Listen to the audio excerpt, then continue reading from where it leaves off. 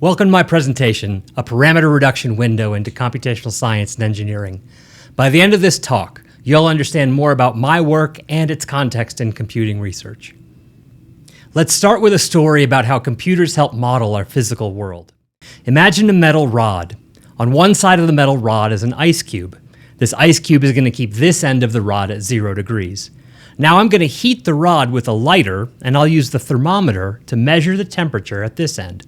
I want to study how the heat behaves at this end of the rod as I wiggle the lighter back and forth.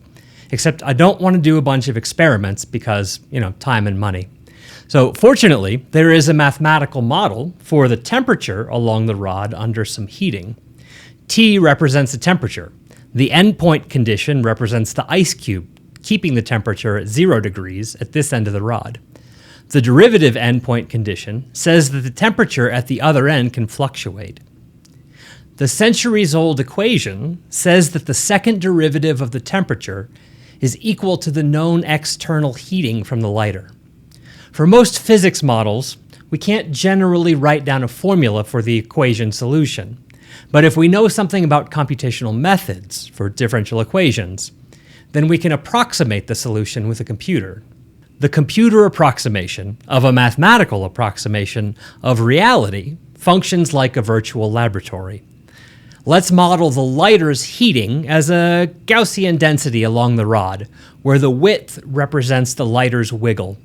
For some wiggle width, the computer model predicts the resulting temperature distribution, including at the rod's end with the thermometer. Let's run 1,000 models in a split second to create this plot of temperature at the rod's end versus the wiggle width. Note some surprising features, like how it rises and falls and then flattens as the width gets smaller. This plot is a computer model prediction of a real physical relationship, something infeasible with either a laboratory or pencil paper math. I can use this prediction to suggest targeted laboratory experiments or help design something useful like thermal insulation. This is computational science and engineering. Computational science has promised that bigger computers will let us build better models. Think mega models that combine smaller submodels from different disciplines. 3 examples are Earth system models, digital twins for aerospace design, and virtual human physiology. Such models include fluids and structures and heat transfer, biochemical and material responses, realistic three-dimensional geometries, and data-driven empirical models trained with high-resolution measurements. These mega models usually have a lot of input parameters. These parameters have a physical modeling interpretation, and their values specify the scenario or the environment.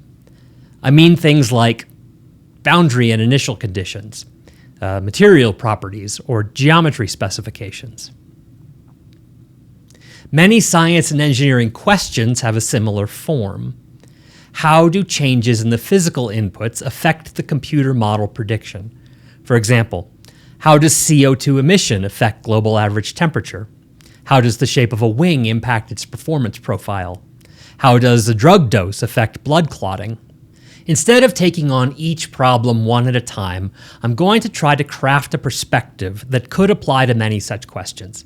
In other words, let's abstract the complex computer model into a generic input-output map, a function that maps a point in the physical input space, like the boundary conditions or the material properties, to a point in the model prediction space, like model performance or future climate and such.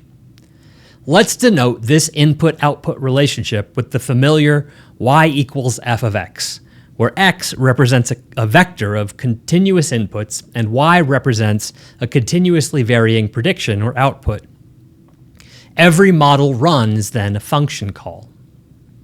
Why would we want to make this abstraction?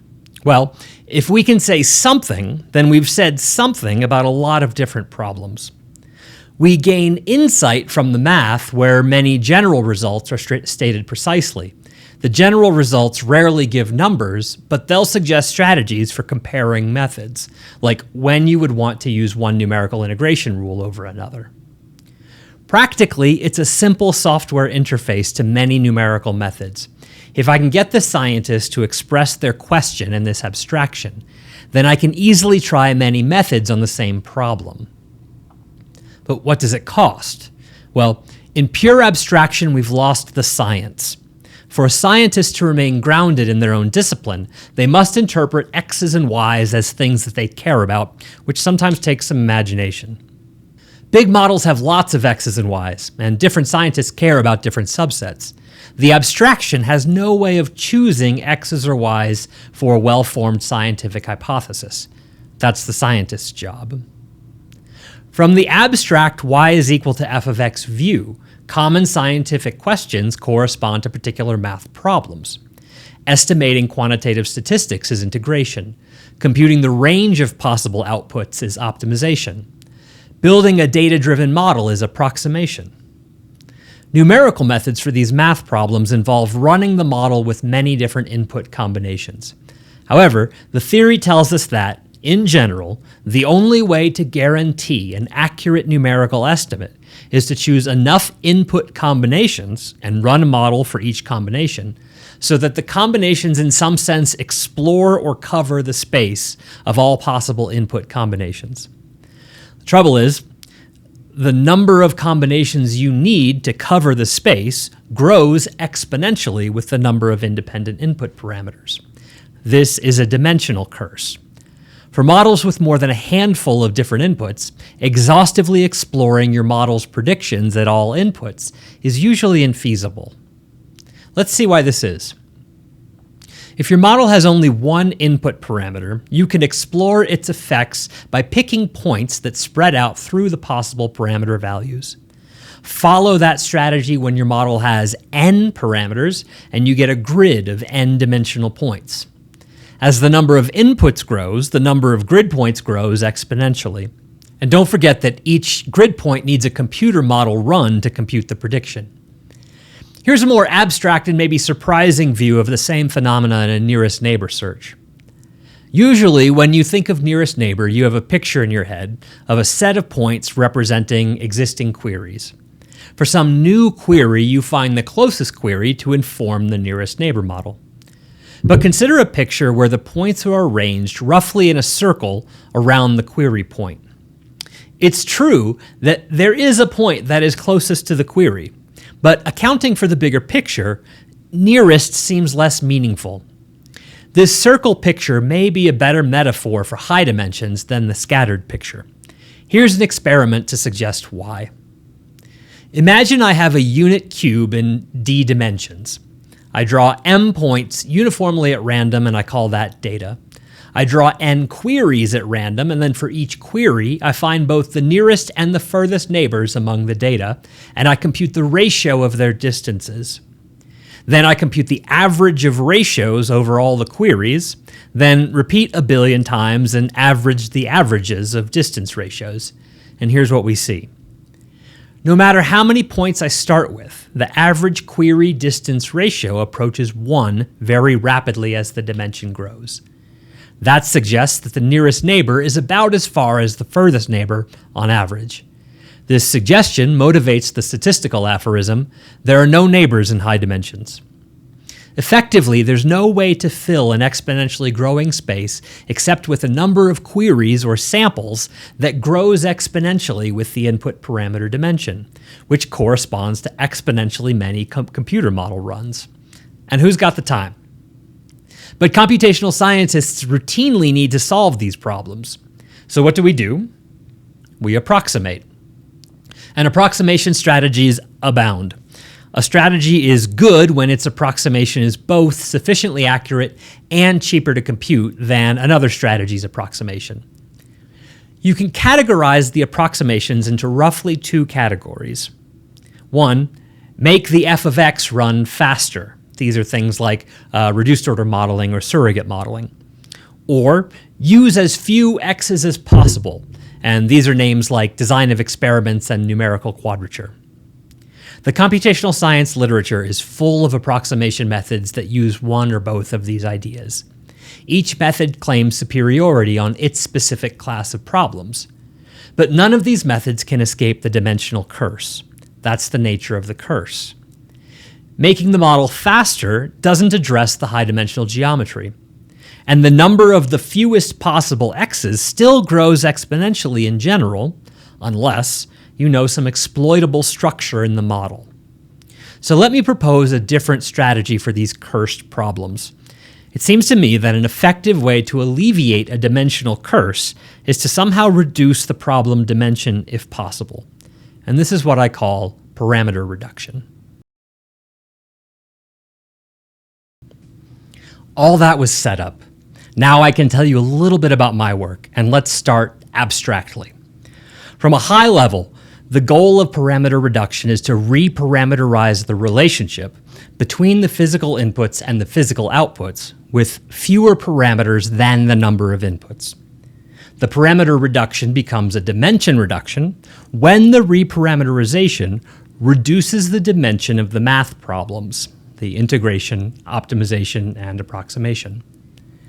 One common and simple parameter reduction strategy goes something like this.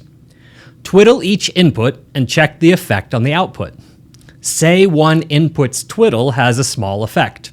Fix the unimportant input at an appropriate value and work with the remaining inputs. The problem dimension is reduced by 1. Think of this like a parameterization from all the components of x to a subset, where the reduction is justified by saying, well, that particular component doesn't really change y, so we can ignore its variation. My work is an extension of this idea from important components of x to directions in the space of all x's. The directions aren't necessarily aligned with the physical parameter coordinates. Think about looking straight down on a function of two variables. We have methods that construct a transform coordinate system, and I'll describe those in a bit. But imagine rotating the domain so that the important direction is aligned with the plane of the screen. Notice how most of the function's activity is happening along this direction, while the function doesn't change much into and out of the screen. We can exploit this structure to build a one-dimensional model of the two-dimensional function. More generally, I look for an approximation model with the following two components: a dimension-reducing linear change of variables for the input parameters, represented by a short matrix, and then a scalar-valued function that maps from the reduced coordinate space to the space of possible predictions. This type of function is called a ridge function, and ridge functions have been studied extensively in approximation theory. An early computational use arose in the 80s with principal pursuit regression. Simple one-layer neural network architectures can be represented this way. But instead of seeking the right network architecture with many linear transformations, we'll stick to one linear transformation and one function. Instead of precisely limiting the curve to prescribed link or activation functions, we'll do what we usually do in numerical approximations and seek a function from a finite approximation space, like polynomials. The simplicity permits interpretability that's harder to get from a more complex model. For example, the null space of the matrix A contains all the directions in the space of the inputs where the ridge function is flat or constant. And we can use this structure to reparameterize and reduce the dimension of formally intractable problems with the right linear transformation. We will essentially train these matrices from data that the computer model generates. Let's dip a little lower in altitude where I can review 4 particular constructions for the linear transformation that came from my group's work. I hope to give you some intuition about each construction, how it works, and what it means. In general, suppose that we have a method to construct the matrix A. How do we know how good the method is? Here's how I tend to judge methods for finding important directions as a matrix. The first is theoretical. If y equals f of x is a ridge function, will the method confirm? If the method suggests that y is f of x is a ridge function, is it really? Second, computing. Is the estimate reliably computable for the problem? Can a method ensure tolerable accuracy with available resources? And third, insight. How should we interpret the subspace abstractly, and how might that inform the science? I won't answer each of these questions for each method, but the questions provide a frame for evaluating the methods. I first started working with subspaces built from gradients. Here's the idea. We're looking for a linear orthonormal change of variables for x, such that the changed variables align with the important directions in F's input space. The directions, corresponding to the rows of the matrix A, are ordered. The first direction is more important than the second direction, and so on. By important, I mean perturbing x along the direction associated with the first change coordinate results in a greater change in the output y, on average, than perturbing x orthogonally to the first change coordinate.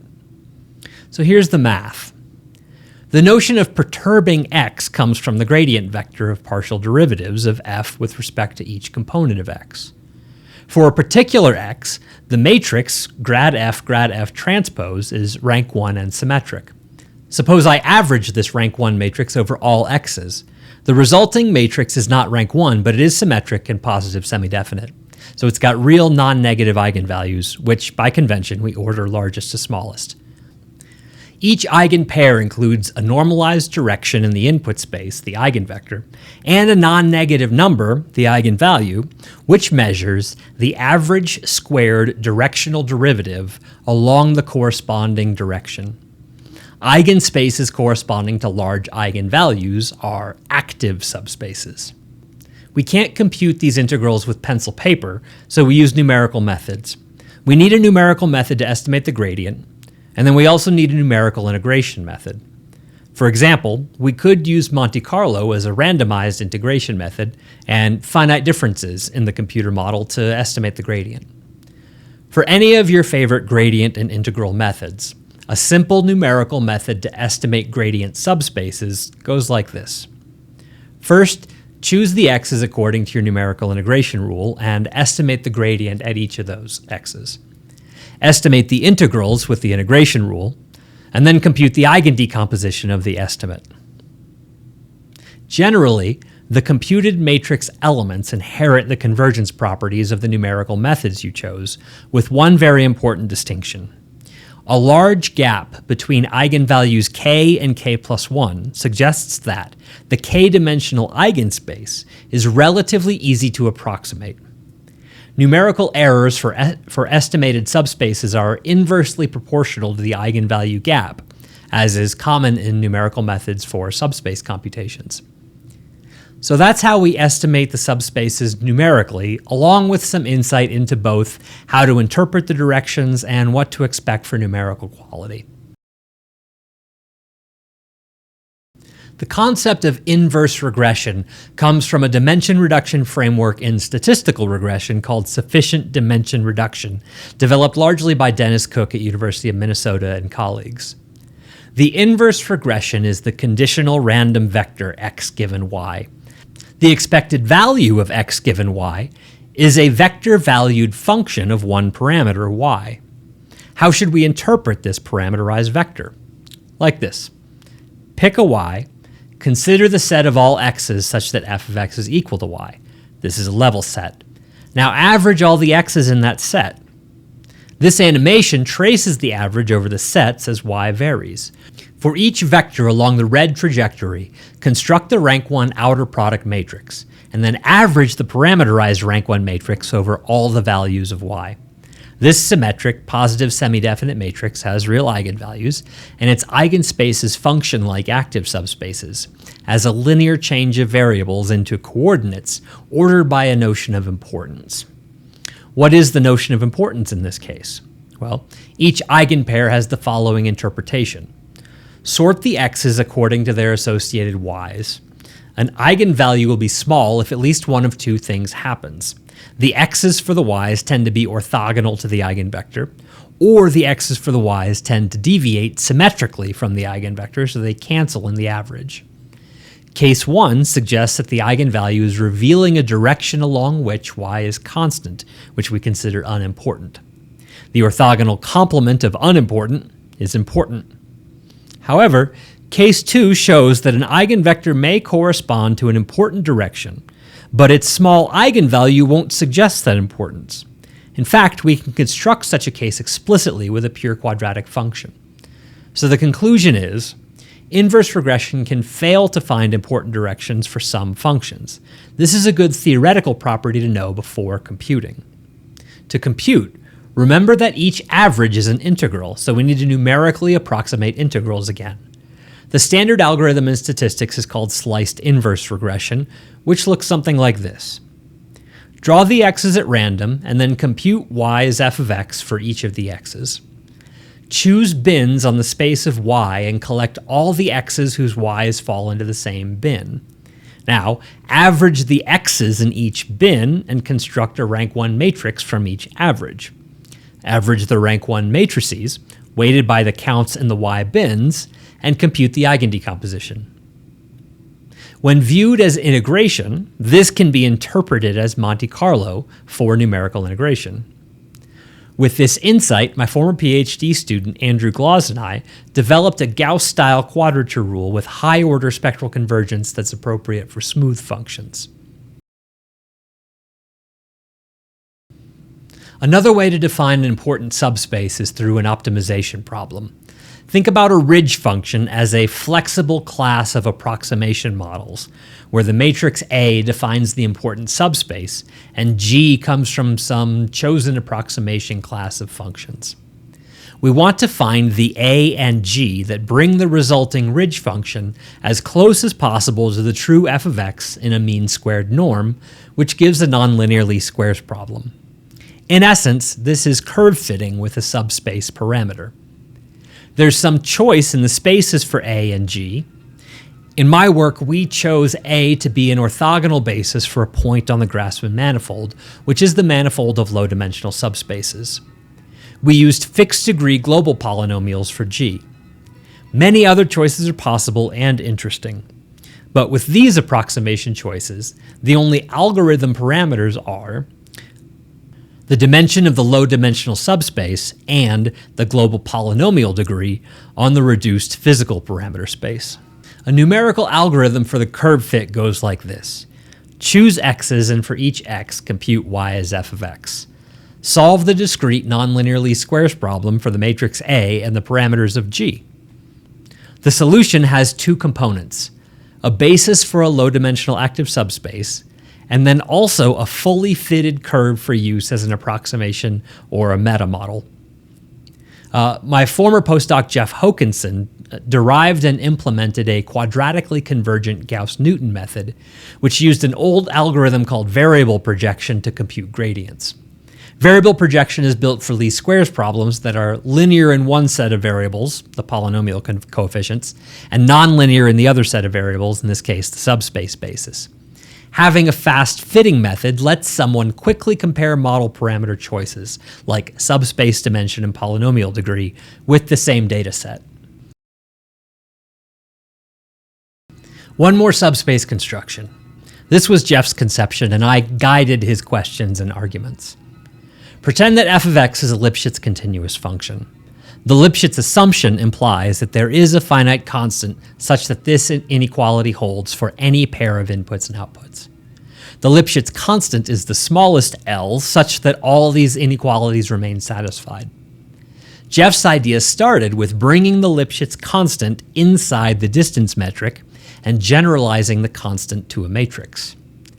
Instead of minimizing the Lipschitz constant, minimize the trace of a Lipschitz matrix. Vectors in the null space of the Lipschitz matrix are directions along which f of x is constant, so the eigenstructure of the Lipschitz matrix can suggest a ridge function. Here's a numerical method to estimate the Lipschitz matrix. Choose x's and for each x compute y as f of x. Construct a Lipschitz constraint from each pair of points, and then find the matrix that satisfies the constraints and minimizes its trace. The optimization problem is a semi-definite program with many possible methods implemented in open source software. This work is relatively new, so there's still a lot of questions. I'm curious to see how the finite data estimate converges as you get more data, and Jeff was working on faster strategies for the optimization problem. Let's summarize what we just saw and place it in a larger modeling context. I showed 4 different ways to define and compute useful parameter reduction subspaces. Each way has several variants for different types of problems. We often use the metaphor of a toolbox with many tools for different problems. I think of it a little differently. To me, each subspace construction represents a different pane in a parameter reduction window into the function, and there are many other windows. A window says, look from the outside to learn something about the inside. Ideally, the more windows, the fuller picture. From the parameter reduction window, some functions look the same through different panes. Other functions might look different. Both types of observations can be interesting for their own reasons, and they say more about the function than the methods. Numerical approximations are like dirt on the window. With some effort, like more data or more computing, you can clean enough of the dirt off of the window to see something. The dirt and the cleaning processes are interesting on their own, but the goal is to see something. Now let's pretend that we peeked through the window and saw a function that might be amenable to parameter reduction, and we have a basis for a supposedly important subspace. Now what? Well, let's look at curve fitting on the low-dimensional coordinates. Here's some theory. For a given subspace, there exists a best ridge approximation in the root mean squared norm. Here's a way to think about the best approximation. Imagine the domain of a function is a box. Now imagine this rotation represents the linear change of variables. To compute the function of the dot, average all function values along this line. This procedure constructs a function that is constant along the post-rotation vertical direction. The construction results in a ridge function. The black lines show the contours. For this specific best ridge function, we derived a subspace Poincare inequality to bound the approximation error in terms of the gradient energy. Here's why this is interesting. If the gradient energy is much larger along a given subspace than its complement, then the right-hand side of this bound could be really small and the ridge approximation could be a good model. It's not a tight bound because Poincare inequalities are generally not tight, but it is an insightful bound because it suggests a strategy. Try estimating this matrix and its eigenstructure to learn something useful about the function. Next, let's look at computing the curve. We developed a computational method based on that best mean squared ridge approximation. Specifically, an approximation scheme for functions on low-dimensional coordinates, and a Monte Carlo method to estimate the low-variance integrals. The animation shows how this works. Given an important subspace, choose points that cover the domain compressed to the subspace. For each point, estimate the function along the inactive direction with Monte Carlo. The numerical errors in this approximation converge to 0, with more points for the low-dimensional curve and more Monte Carlo samples for each low-dimensional point. Next, remember the curve fit subspace construction? It gives a fitted curve by construction, which is convenient. Numerical errors in this approximation come from finite data, finite approximation spaces, and numerical optimization for the non-convex objective function. Lastly, the Lipschitz style of approximation gives the min-max subspaces, also gives a computable approximation that acts like a metamodel. For fixed data, this is the best min-max approximation.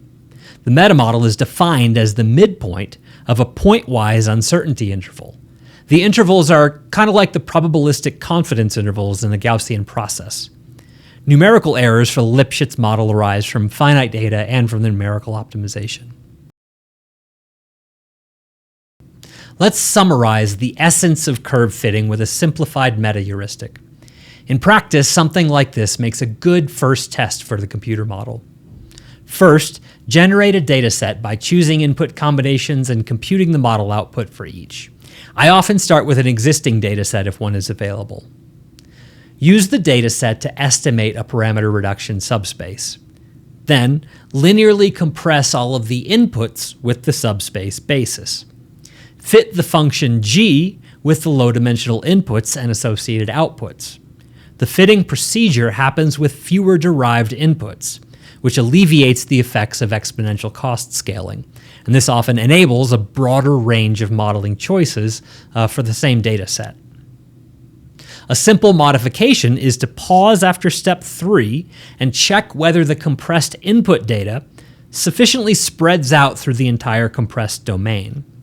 Often not, and the curve fit quality can benefit from additional runs stretched across the compressed domain before the fitting. And Jeff called this stretched sampling. Imagine you're flying across the continent about Mach 6, hypersonic. You might be using an air-breathing scramjet engine to reach this speed. The air enters the intake and sets up shock waves. Add a little fuel and a spark and you get massive thrust. But if you add too much fuel, it slows down the airflow and kills the thrust. Kind of like if flooring your gas pedal flooded and killed your engine on the highway. But instead of stalling, it explodes. 12 kilometers in the air at Mach 6. It's bad news, like a catastrophic failure. The engineering model includes turbulent compressible flow and combustion chemistry in a three-dimensional compressor geometry. Given modeling choices and environmental conditions represented by 7 independent input parameters, the model predicts the engine thrust. The goal is to estimate the safety margins for the engine. The engine fails when the thrust exceeds some failure threshold. To estimate the safety margins, we need to know the range of possible thrust values the model might produce over all the environmental and modeling conditions. This involves 2 independent optimization problems, estimating each interval end. The model takes about 10,000 CPU hours for one run. There are no gradients, and the model can be a little finicky. A blind interface to numerical optimization software might run into some trouble, and it would take a lot of computing just to spot the trouble. Here's what we did instead. With about 20 model runs, we used a simple variant of the gradient subspace to find what appeared to be one important direction in the 7-dimensional parameter space. How did we know there was only one important direction?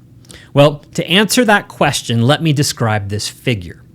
On the left, each blue dot represents one 10,000 CPU hour simulation. The vertical axis measures the thrust output. The horizontal axis is one linear combination of all 7 input values. We call this plot a shadow plot. The figure on the right shows the linear combination weights as red dots, one for each parameter. A weight of 1 for one parameter and 0 for the rest means the plot on the left shows a scatter plot of the output versus the first component of the associated input vector. Varying the weights rotates the domain of the implied surface on the left, just like in 2D but now in 7 dimensions. The variation shown here raises each weight to 1 while lowering the rest to 0, and we can see individual parameter effects. The black circles on the right are the weights defined by the candidate important direction. As the red dots move to the black circles, an apparent one-dimensional monotonic relationship appears between the output and the combined input. In terms of the rotated input space, you're looking into a 6-dimensional space. The apparent relationship suggests a simple strategy for finding the range of possible thrust values. To find the largest possible thrust, move as far as possible to the right, up to the edge of the parameterized modeling conditions, and run the model at that parameter combination to estimate the largest thrust. Go the opposite direction for the smallest.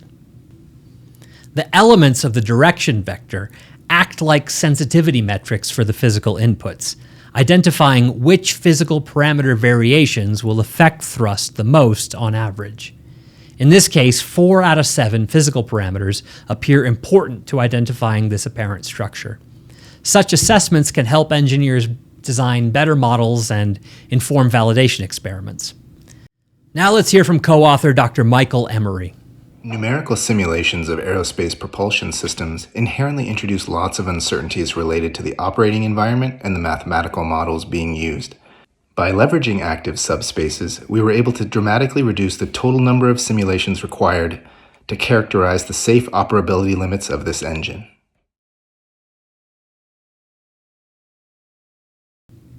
One important factor in climate change is how the water moves through our Earth system. An integrated hydrologic model describes how water transports underground, reaches the surface, and evaporates into the atmosphere. The rate of evaporation is an important quantity to understand. An integrated hydrologic model can predict evaporation in a variety of environmental conditions. The model we used simulated a grass-covered surface environment using 18 independent input parameters. For example, a parameter called leaf area index represented how much of the surface was covered by leaves, where water evaporates through plants. We used a strategy like what we used with the scramjet to study the map from the 18 environmental parameters to the predicted evaporation. We ran 300 models over random parameter combinations and made a shadow plot. A one-dimensional model has notable deviation from a simple functional relationship, but nevertheless, the globally monotonic relationship is apparent in the plot, and it means that the direction components can again act like sensitivity metrics.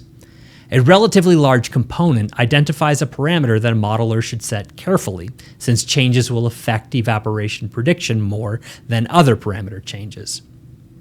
Now let's hear from lead author Dr. Jen Jefferson. Plants move water from soil through their stems and leaves and out into the air. This movement of water is really important in the hydrologic cycle, but it is incredibly difficult to measure in real life. So often we as scientists use an equation to compute the transpiration rate. Active subspaces help me determine which variables were important in this equation. Even cooler was that I could see which variables were important and how they changed throughout the day and throughout the year. Photovoltaic solar cells convert light to electrical power. Mathematical and computer modeling helps inform solar cell research and design. One common model for a single cell is called a single diode circuit model. Many such circuits in series can model a solar panel. The single diode model lumps effects from multiple components into 5 independent circuit parameters. The circuit model predicts the solar cell's maximum power given the lump parameter values. So we went hunting for parameter reduction structures in the maximum power as a function of the parameters. The table shows the weights that define the suggested important direction. The shadow plot was pretty convincing, showing a now familiar overall monotonic trend. Again, the directions components helped identify 3 of the 5 lump parameters that impact max power the most. Now let's hear from co-author Dr. Brian Zaharatos. I was working to accurately characterize the performance of photovoltaic cells, so solar cells. We were using a single diode model, which is a model that relates the current and voltage of a cell to a set of parameters, and we were using a 5-parameter model. So we found that the maximum power of a solar cell had a dominant one-dimensional active subspace, and this really enabled us to perform other parameter studies like visualization and optimization using 1 dimension instead of 5. In aerospace design, computer models routinely predict vehicle performance before building a prototype. Vehicle geometries like wing cross-sections strongly affect the performance metrics like aerodynamic lift and drag. Most geometry modeling schemes use a set of parameters whose values determine the geometry. These are shape parameters. A bounded box in the space of shape parameters represents a set of possible geometries to consider for design. Now think about the map from the shape parameters, through the shape, through a solver, and then to a performance metric like aerodynamic drag. By analyzing active subspaces, we can find the directions in the shape parameter space that are important to the vehicle's drag. Apparent structure in the shadow plot suggests we may derive some insight into the shape design from the important subspace. Specifically, perturbing the parameters along important directions produces perturbations in the geometries. The geometric perturbations correspond to significant changes in performance. In our experience, the apparent shape perturbations that affect performance can also validate engineering insights and inspire design concepts. These animations show perturbations to a full vehicle geometry with about 120 shape parameters. The perturbations in the shape parameter space correspond to a one-dimensional active subspace. The left set of figures shows the perturbations for lift, and the right shows the perturbations for drag. The vertical bar moving back and forth across the shadow plot corresponds to a design point moving across the active direction. My former PhD student Zach Gray extended the concept by treating the space of shapes as the domain, independent of an engineering parameterization. The shape space is a nonlinear manifold, and important directions look more like geodesics. The idea came up after we noticed that geometric perturbations derived from active subspaces looked similar regardless of the geometry perturbation. Here's what Zach has to say. Aerospace engineers model complicated physical phenomena. These models typically consist of tens, hundreds, or thousands of input parameters that influence an output quantity of interest. Active subspaces offers an interpretable approach to find specific combinations of input parameters which change the output more on average. The result tells us how to split up the set of all parameter combinations into those which are important and those which are less important. This allows us to do systematic computational studies over the fewer important combinations while averaging over unimportant combinations. I want to make a few general comments about the applications. You just saw 4. I've co-authored 20 papers, give or take, with domain experts. I've worked with dozens of other models from academics, labs, and industry. My former PhD students, Andrew and Zach, each took positions at labs and have industry experience. They've examined their share of models. In the last few years, this heuristic for inferring model behavior has gained attention in subdisciplines where I co-authored an early publication. There's a strong case for applicability and impact. Why? Well, following a simple parameter reduction heuristic has been unreasonably effective at inferring exploitable low-dimensional structure, very often one-dimensional, in a range of computer models. The plots make compelling inferential arguments. Relationships are subjectively apparent, but hard to argue against without more data. This is the way John Tukey thought about data analysis: simple tools to make compelling inferential arguments. If you're willing to make and accept inferential arguments, then heuristics, even ad hoc, are fine as long as you can make a case for your approach. Motivate the idea with theory. Draw speculative analogies from theory and then break them with counterexamples. Appeal to relevant experience and then include references. And show comprehensive experimental results. This is what practice looks like for computational science. Last comment about the applications. The biggest challenge in interdisciplinary work is not technical, it's social. It's listening hard and talking to clarify and progress instead of to promote. It's letting everyone in the room, yourself included, say without fear, "I don't understand." It's elevating enterprise above ego to discover something together that we probably can't discover on our own. Let's look back at everything we've seen and put it in context. We started by motivating the importance of computational science and engineering. Then we abstracted the complex computer model into a generic input-output map and phrased common engineering questions as precise math problems. High-dimensional challenges in the math problems motivated an idea for parameter reduction in the computer model. We saw 4 ways to think about that reduction, along with computational methods. And then we saw some applications of how these techniques get used in practice. The parameter reduction work has matured since I started on it 6 or 7 years ago, and I still have a lot of questions. But I want to revisit an assumption lurking throughout this work and a lot of related work. I assumed that the error in computing y is equal to f of x is negligible compared to the errors in the inference and the curve fitting. This is a strong assumption. For many large-scale models, numerical errors can be troublesome and difficult to quantify reliably with existing techniques. Why is that? Numerical errors are the oldest objects of study in numerical analysis. Why does the error analysis often seem detached from the applications? Well, for one, the analysis has struggled to keep up with the model's ever-growing capability and complexity. And then also, practice has struggled to accept a simple principle.